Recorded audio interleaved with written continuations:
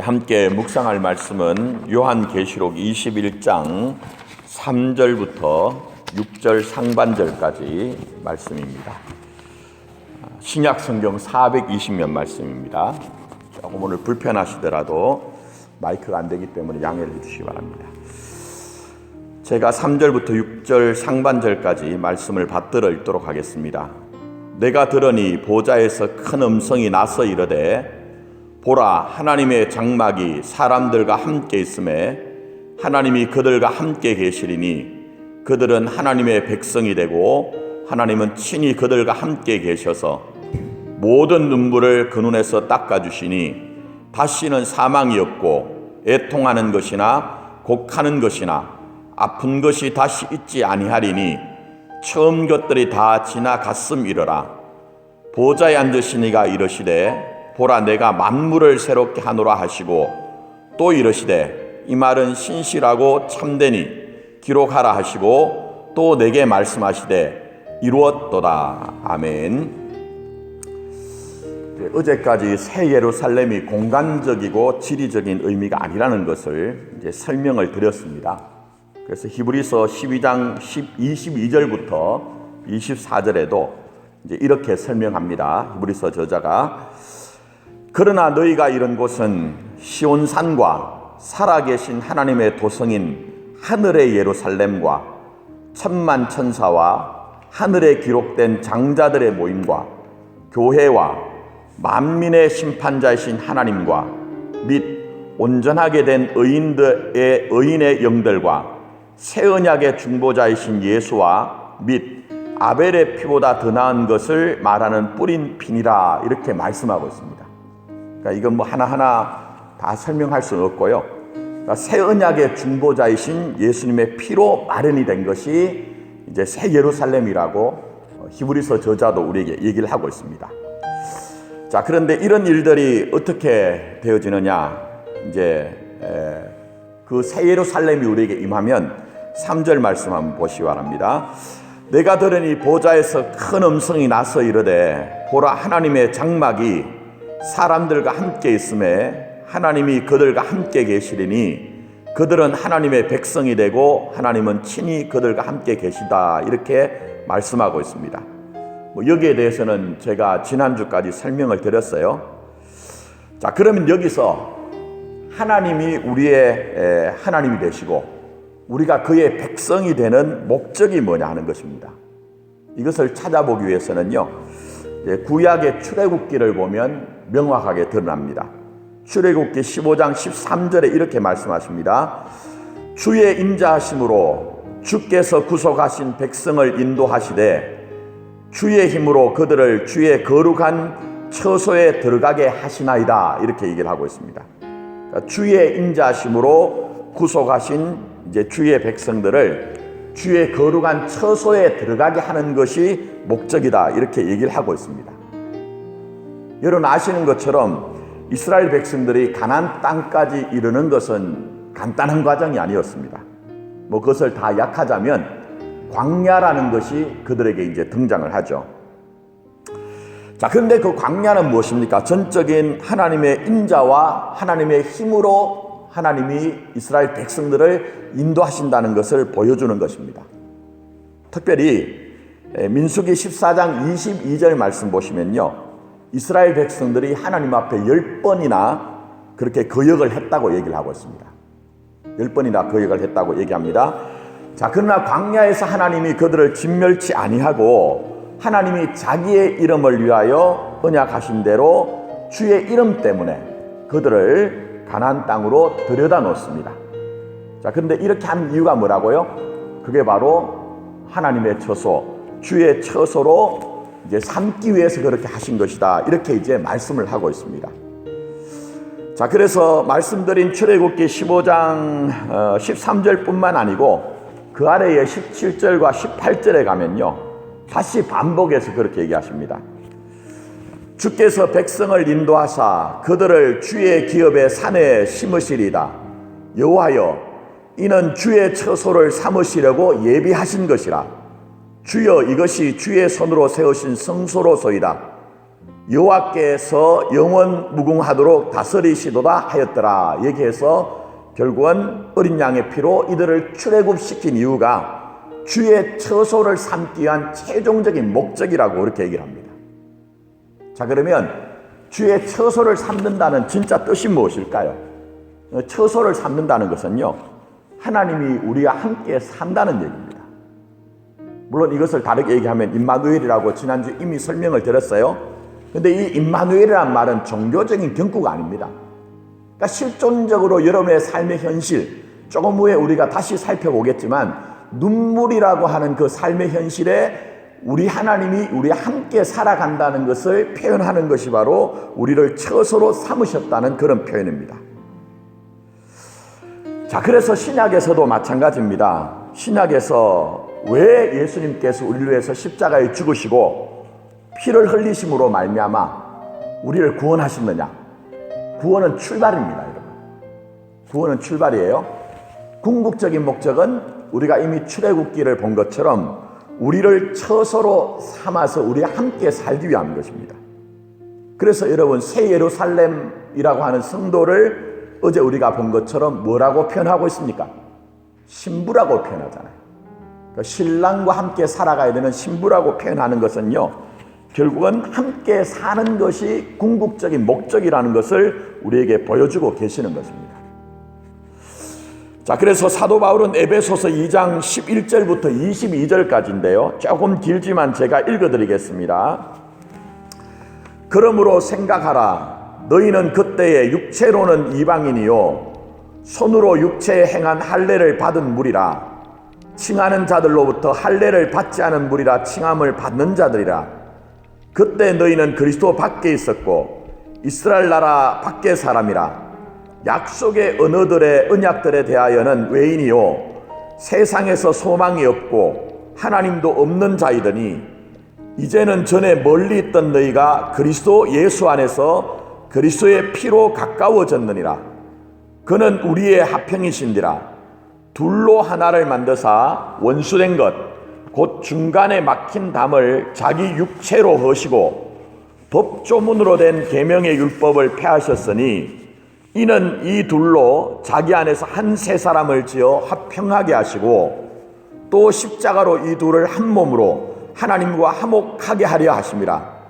원수된 것을 십자가로 소멸하시고 또 오셔서 먼 데 있는 너희에게 평안을 전하시고 가까운 데 있는 자들에게 평안을 전하셨으니 이는 그로 말미암아 우리 둘이 한 성령 안에서 아버지께 나아감을 얻게 하려 하심이라. 그러므로 이제부터 너희는 외인도 아니요 나그네도 아니요 오직 성도들과 동일한 시민이요 하나님의 권속이라. 너희는 사도들과 선지자들의 터 위에 세우심을 입은 자라. 그리스도 예수께서 친히 모퉁이 돌이 되셨느니라. 그의 안에서 건물마다 서로 연결하여 주 안에서 성전이 되어가고, 그 다음에 이렇게 말씀하십니다. 너희도 성령 안에서 하나님이 거하실 처소가 되기 위하여 그리스도 예수 안에서 함께 지어져 가느니라 얘기를 하고 있습니다. 그러니까 구약에서 보시면 이스라엘 백성들을 하나님이 처소로 삼기 위해서 그들을 이끌어내신 것처럼 우리 자신의 구원의 발생도 전부 다 뭐죠? 예수와 함께 사는 처소로 만들기 위해서 그렇게 하셨다, 이렇게 이제 설명을 하고 있습니다. 자, 그러니 우리의 신앙의 내용이 뭐죠? 한마디로 예수님과 함께 사는 것입니다. 일정 부분에서 우리가 예배를 드릴 때만, 말씀을 묵상하고 기도할 때만 예수님을 인식하고 인지하고 내가 믿어야 되겠다 하는 그 수준이 아니고요. 사실은 여러분들이 여러분의 가족들이나 여러분의 식구들과 함께 사는 것처럼 비록 눈에 보이지 않는다 할지라도, 귀에 우리가 음성이 들리지 않는다 할지라도, 감각적으로 느껴지지 않는다 할지라도 우리를 처소 삼으신 예수님과 함께 사는 것이 바로 신앙생활이라고 그렇게 말씀하고 있습니다. 자, 그런 점에서 제가 앞쪽에서 이 처소에 대해서 함께 사는 것이라고 말씀을 드렸는데요. 여러분 한번 생각해 보십시오. 우리가 집이 있다고 하면요, 집의 목적은요 그냥 건물로서의 그 자체가 가치가 있기도 하지만 사실은 집이라는 것을 엄밀하게 말씀드리면 가족을 위한 공간입니다. 가족이 생활을 하기 위해서 집이 필요한 것이죠. 그것처럼 우리에게 구원이라는 것은요, 바로 하나님과 우리가 함께 사는 것, 예수님과 함께 연합하여 우리가 사는 것을 우리에게 말씀하고 계시는 것이죠. 자, 그러면 이렇게 하나님이 우리를 처소로 삼으신 것은요, 이게 우리에게 어떤 하나님이 우리에게 복을 주시냐는 것입니다. 자, 그게 4절 말씀입니다. 자, 4절 말씀 보시기 바랍니다. 모든 눈물을 그 눈에서 닦아주시니 다시는 사망이 없고 애통하는 것이나 곡하는 것이나 아픈 것이 다시 있지 아니하리니 처음 것들이 다 지나갔음이로라 얘기합니다. 제일 마지막 부분에 보시면 처음 것들이 다 지나갔다 이렇게 얘기를 합니다. 자, 그런데 이 처음 것들이 다 지나간 것에 대해서는 1절 말씀에는 조금 다르게 표현합니다. 1절 말씀 보시면요, 처음 하늘과 처음 땅이 없어졌다고 얘기를 하고 있습니다. 그것을 4절에서는 이제 말씀을 보시면 이제 처음 것들이 다 지나갔다고 그렇게 표현을 하고 있는 것입니다. 자, 그러면 처음 것들이 다 지나갔다는 것을 1절로 보면요, 처음 하늘과 처음 땅이 사라졌다는 것인데요. 자, 그럼 한번 생각해 보십시오. 우리가 예수님을 잘 믿는다고 할 때 우리가 눈으로 보는 하늘과 눈으로 보는 땅이 사라지는 것입니까? 물론 주님 오시는 날에는 최종적으로 어떻게 될지 모르겠습니다. 물론 여기에 대해서도 신학적으로는요, 두 가지 입장이 있습니다. 지금 우리가 가시적으로 보고 있는 하늘과 땅이 완전히 소멸된다는 소멸설이 있습니다. 또 하나는 갱신설이 있습니다. 우리가 눈으로 보는 이 피조 세계가 없어지는 것이 아니고 이게 주님이 오심으로 말미암아 피조물이 허무에 굴복하여 탄식하는 것들이 전부 다 주님으로 인해서 갱신이 되어진다는 입장이 있습니다. 근데 성경은 뒤쪽을 훨씬 더 강조를 하고 있거든요. 근데 어쨌든 이 복잡한 얘기인데요, 오늘 여기에 우리가 보고 있는 처음 그 하늘과 처음 땅이 없어졌다고 표현하는 것이 결코 우리가 보는 하늘과 땅이 없어진 것이 아니라는 것을 우리가 알 수가 있는 것이죠. 제가 전에 이미 앞쪽에서도 하늘과 땅을 심판하시는 하나님의 모습이 나왔어요. 그것을 뭐라고 해석을 해드렸습니까? 그 하늘은 우리가 꿈꾸는 하늘이라고 얘기했습니다.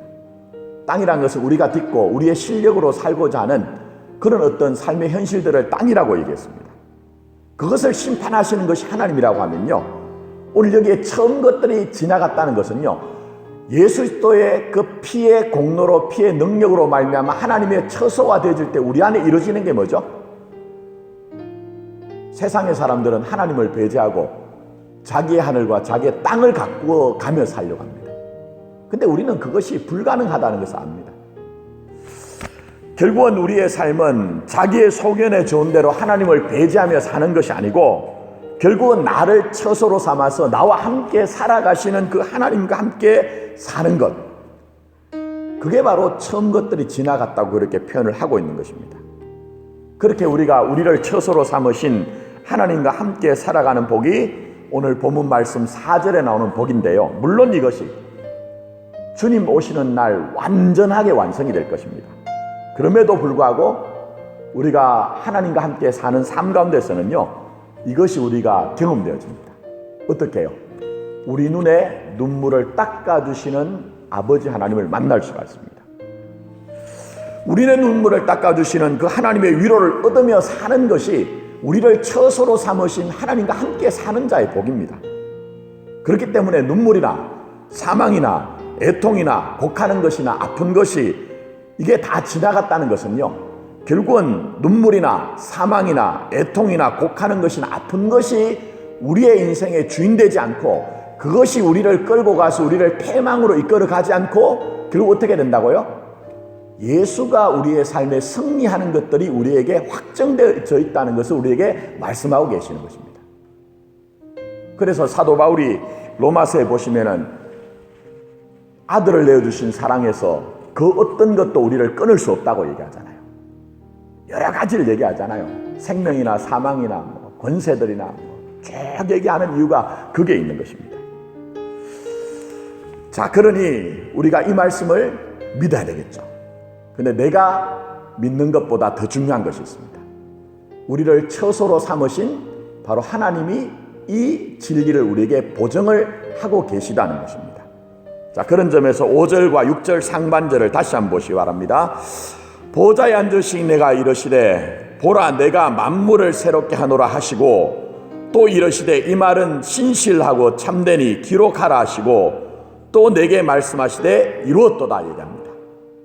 여러분, 신앙은 주도권이 누구가 가지고 계신 것이죠? 우리가 그냥 언뜻 생각하면 내가 내 몸을 움직여서 내 마음에 굳은 의지와 결기를 가지고 신앙생활을 한다고 생각됩니다. 근데 여러분, 사람의 의지라는 것이 그렇게 유효하지 않습니다.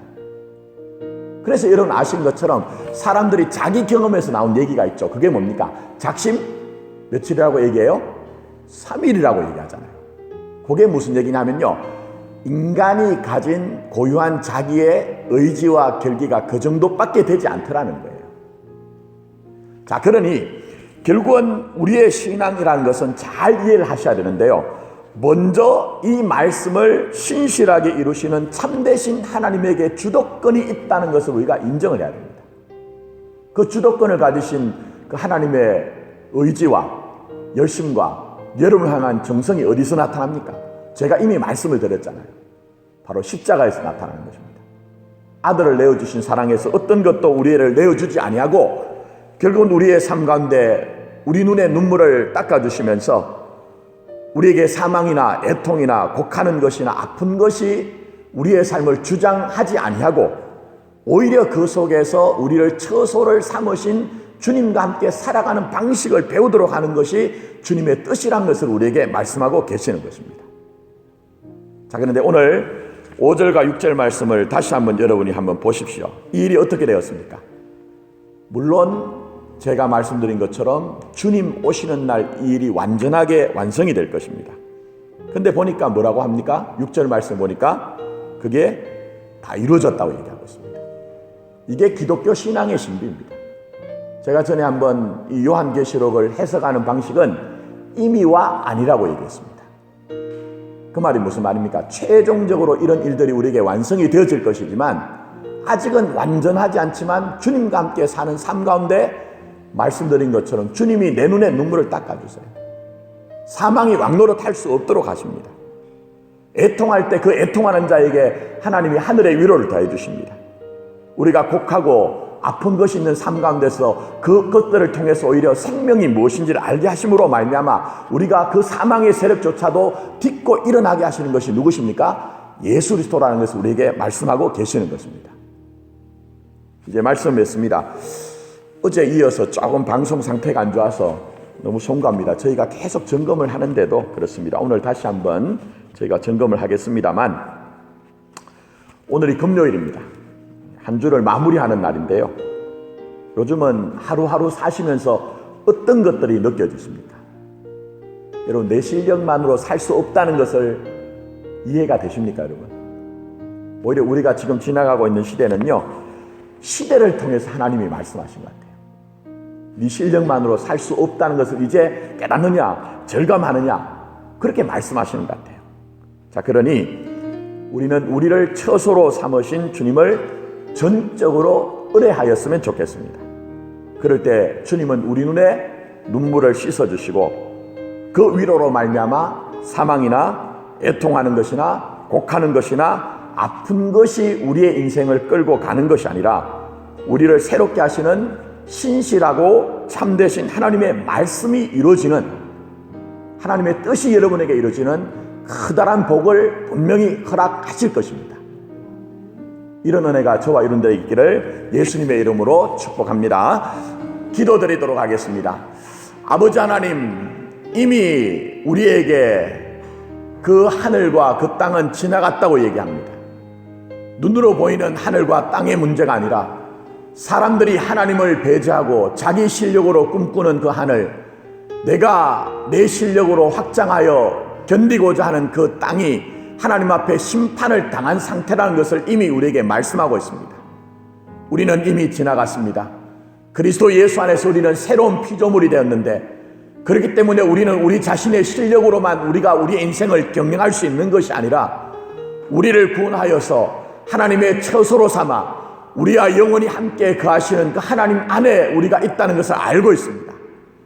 우리가 주님이 주신 그 지복을 누리는 것은 다른 것이 아니라 우리 눈의 눈물을 닦아주시는 하나님의 위로로 말미암아 때로는 우리의 삶 가운데 있는 그 사망의 세력이 우리를 두르기도 하고 애통하는 것이나 곡하는 것이나 아픈 것이 있다 할지라도 그것이 우리를 멸망으로 끌고 갈 수 없음은 아버지 하나님의 사랑이 우리 가운데 있으며 지금도 하나님은 살아계시고 우리와 함께 생활하시기 때문입니다. 이 새벽을 깨운 하나님의 백성들, 하나님의 자들에게 이 임마누엘의 신앙을 확실하게 하시되, 그러나 우리가 먼저 인정하는 것은 내가 주도권을 가진 것이 아니라 하나님의 뜻을, 하나님의 말씀을 이루시는 하나님의 주도권이 내 인생 가운데 싸우니 오직 신실하신 주님을 우리가 믿고 의뢰하는 신앙을 가지게 하여 주시옵소서. 그래서 날마다 살아간 우리의 삶 가운데 하나님이 우리 안에 어떻게 그리스도 예수로 인하여 우리를 승리케 하셨는가 하는 것들을 경험하게 하시고, 그것이 우리의 찬송과 기쁨과 또한 간정의 이유가 되어지게 하여 주시옵소서. 이 모든 말씀 우리 구주 예수 그리스도의 이름으로 간절히 기도드립니다. 아멘. 하늘에 계신 우리 아버지의 이름을 거룩하게 하시며 아버지의 나라가 오게 하시며 아버지의 뜻이 하늘에서와 같이 땅에서도 이루어지게 하소서. 오늘 우리에게 일용할 양식을 주시고 우리가 우리에게 잘못한 사람을 용서하여 준 것 같이 우리 죄를 용서하여 주시고 우리를 시험에 빠지지 않게 하시고 악에서 구하소서. 나라와 권능과 영광이 영원히 아버지의 것입니다. 아멘.